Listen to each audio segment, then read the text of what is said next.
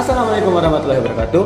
Halo semuanya, selamat datang kembali di acara Bisu Berbincang Isu. Bersama saya Muhammad Irfan Hermawan. Kali ini kita akan membahas sebuah topik hangat yang sedang diperbincangkan oleh masyarakat. Tentunya dalam hal ini saya tidak sendirian. Saya akan ditemani oleh 4 orang panelis hebat, yang mana mereka akan menyampaikan bagaimana pandangan mereka terkait kasus yang sedang viral ini.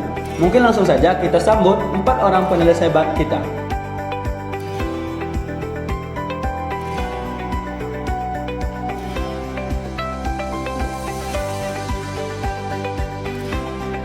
Nah, mungkin sebelum kita lanjut ke pembahasan, abang sama kakaknya boleh perkenalan dulu. Halo semuanya, aku Anggi, mahasiswa dari Ilmu. Halo semuanya, aku Bintang dari Fakultas Hukum Universitas Jambi. Halo semuanya, perkenalkan nama aku Emri Valdo Busanti, aku dari Fakultas Hukum Universitas Jambi. Halo semuanya, aku Ria dari Fakultas Hukum. Oke, jadi kita udah perkenalan nih sama teman-teman panelis dan juga tahunya teman-teman ini dari Fakultas Hukum dia semua ya, 4 orang ini. Iya. Nah, jadi sebelum kita masuk ke inti diskusi kita, Kak, aku mau jelasin sedikit dulu sependek pengetahuan aku, bahwasanya belakangan ini di media sosial itu lagi heboh sama sebuah kasus yang sangat menarik.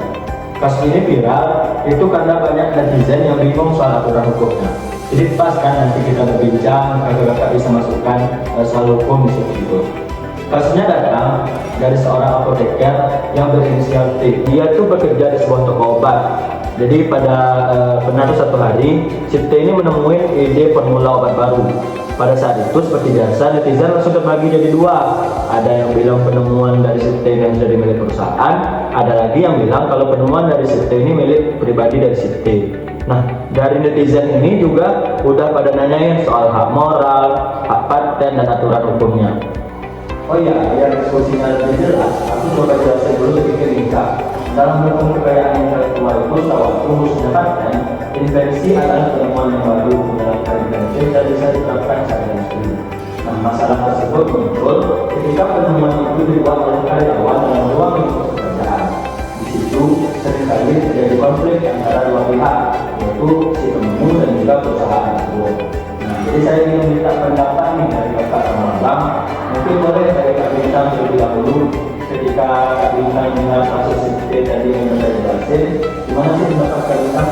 Yang pertama aku pikirin sih adalah hubungan kerja antara T dan perusahaan. Dalam paten kan udah jelas ada aturan soal invensi yang dibuat oleh pekerja.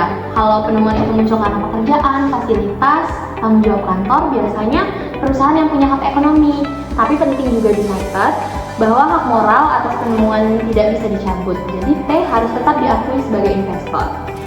Menurut aku, kasus ini mirip dengan isu klasik terkait intellectual property rights di tempat kerja. Ada perusahaan, ada karyawan, dan ada karya cipta atau penemuan yang muncul saat bekerja. Biasanya penting banget untuk dilihat dulu apakah penemuan itu dibuat dalam lingkup pekerjaan atau di luar tugas formal. Aku setuju sih sama Bintang. Dalam dunia farmasi, sebuah temuan obat bisa termasuk kategori paten karena obat itu merupakan invention yang punya nilai teknis dan bisa diterapkan. Jadi, analisisnya bakal mengarah ke hukum paten juga. Biasanya, kalau karyawan menemukan sesuatu karena pekerjaannya, seringkali perusahaan punya hak atas penemuan itu. Dan di dunia farmasi, pembuatan formula obat termasuk ke dalam kategori invensi farmasi. Kalau T menggunakan alat kantor, bahan dari perusahaan, atau bekerja dalam ruang lingkup eksperimen farmasi, maka paten biasanya jatuh ke perusahaan. Tapi penghargaan pada penemu tetap wajib ada. Aku tambah sedikit ya, di Indonesia Undang-Undang Nomor 13 Tahun 2016 tentang paten jelas mengatur tentang penemuan oleh pekerja. Kalau penemuan itu dibuat dalam rangka melaksanakan tugas dari perusahaan, maka hak atas paten biasanya dipegang oleh pemberi kerja, bukan pekerjanya. Dalam hukum, kita menyebut employee invention. Undang-undang paten menyebutkan bahwa kalau penemuan dilakukan sebagai pelaksanaan tugas kerja, maka pemilik paten adalah pemberi kerja. Namun, inventor tetap dicatat namanya. Jadi, perusahaan punya hak ekonomi, penemunya punya hak moral. Tapi biasanya penemu tetap dapat pengakuan sebagai inventor. Bahkan bisa mendapatkan imbalan tertentu. Jadi, meskipun hak eksklusifnya milik perusahaan, bukan berarti si penemu sama sekali nggak dapat apa-apa. Kalau menurut aku sih ya, dari sisi fairness, perusahaan memang berhak karena mereka menyediakan fasilitas. Tapi T tetap punya posisi penting dalam proses penemuan. Jadi secara moral dan etis, T layak dapat kompensasi, bonus atau penghargaan. Jangan sampai penemunya dilupakan. Saya juga udah nyiapin nih pertanyaan-pertanyaan dari kolom komentar di media sosial dari netizen. Mungkin untuk pertanyaan pertama nanti boleh langsung dijawab oleh Kak Bintang, dan dari Kak Bintang yang mulai duluan.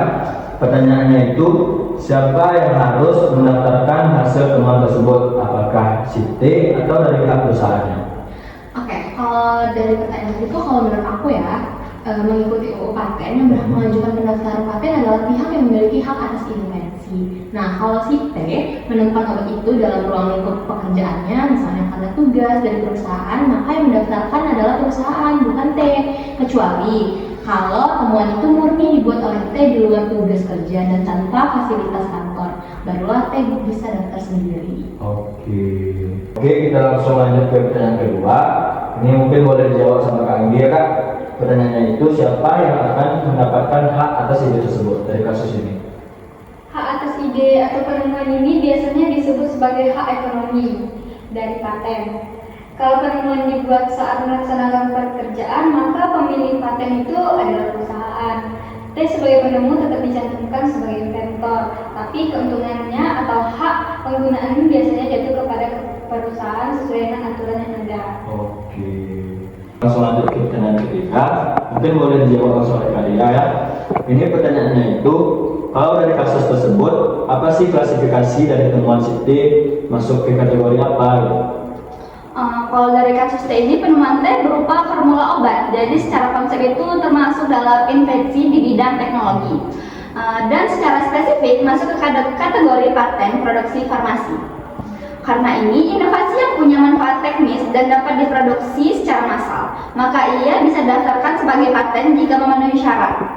Baru mengandung langkah inventif dan bisa diterapkan secara industri. Langsung aja ke pertanyaan terakhir, mungkin boleh dijawab langsung oleh Bang Iqbal. Pertanyaannya itu, dari kasus ini, apakah si T sebagai penemu dapat privilege? Menurut saya dapat. Meskipun hak ekonomi bisa jadi milik perusahaan, tetapi T tetap punya hak moral sebagai penemu. Privilege yang didapat berupa bisa ditetapkan sebagai inventor, mendapat royalti atau imbalan, mendapat pengakuan profesional, dan di beberapa perusahaan bahkan dapat bonus atau kompensasi khusus. Privilege ini sifatnya tidak bisa dicabut meskipun hak ekonomi pindah ke perusahaan. Oke, sebelum kita akhiri podcast hari ini, aku bakalan rangkum dulu seluruh inti pembahasannya. Karena menurut aku, kasus ini benar-benar membuka mata kita tentang bagaimana hubungan antara pekerja dan perusahaan dalam konteks hak kekayaan intelektual, khususnya paten. Yang pertama, dari diskusi awal tadi, kita sudah melihat jelas nih bahwasanya kasus penemuan obat oleh seorang karyawan bukanlah hal yang baru. Dan itu sudah diatur jelas dalam Undang-Undang Nomor 13 Tahun 2016 tentang paten. Yang paling penting dalam kasus seperti itu adalah bagaimana menentukan apakah penemuan itu dibuat dalam rangka pekerjaan atau tidak. Kalau dari kasus ini, si T itu menemukan formula obat karena tugas, fasilitas, atau penelitian yang memang merupakan bagian dari pekerjaannya. Maka secara hukum perusahaan, ialah yang berhak atas paten tersebut. Tapi kalau penemuan itu dibuat di luar tugas, tanpa fasilitas kerja, dan murni penelitian pribadi, maka T memiliki hak penuh atas paten. Yang kedua, kita juga tadi sudah sepakat bahwasanya meskipun hak ekonomi paten bisa dimiliki oleh perusahaan, penemu tetap punya hak moral. Artinya, si T tetap harus dicantumkan sebagai inventor dan tetap berhak mendapatkan penghargaan atau kompensasi tertentu. Ini penting untuk menjaga etika dan memastikan pekerja tidak kehilangan pengakuan terhadap kontribusinya.